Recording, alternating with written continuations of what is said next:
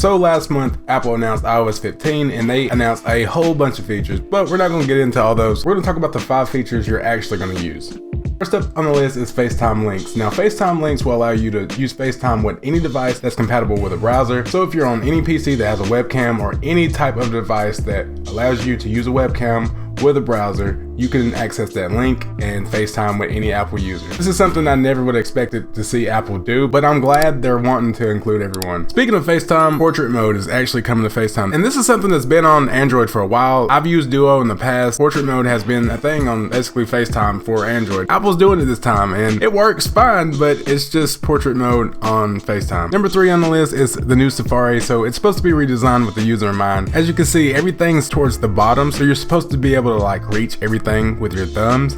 I guess this especially helps the Max users, you know, because those phones are a lot bigger. With any new redesign, you're either gonna love it or hate it. In my opinion, I like it. I want to get used to it. I'm just not used to it yet. It takes me time to navigate through it, but in the future, I honestly think I could get used to it. So it's not really that big of a deal. Next up, we have focus mode. Focus mode is basically do not disturb mode on steroids. You can set different do not disturb mode profiles for different activities you're doing, like gaming, sleeping, and fitness. These are all some of the pre-made categories you have, but you also can allow specific groups of people to contact you at specific times. So this is really useful if you want to get way more organized. To be honest with you though, I don't know how much of this I'm going to fill out. I'll probably use one of the modes, but if you're a real organization freak and you want like reminders and different things like that, focus mode is right up your alley. You can also change your whole entire home screen, which is pretty useful if you don't want to have the option and the temptation to press those apps that you don't need to press at certain times. You can make it to where it only shows the specific apps you want to see during work hours. It may not be for everyone, but it actually does what it says if you use it properly, so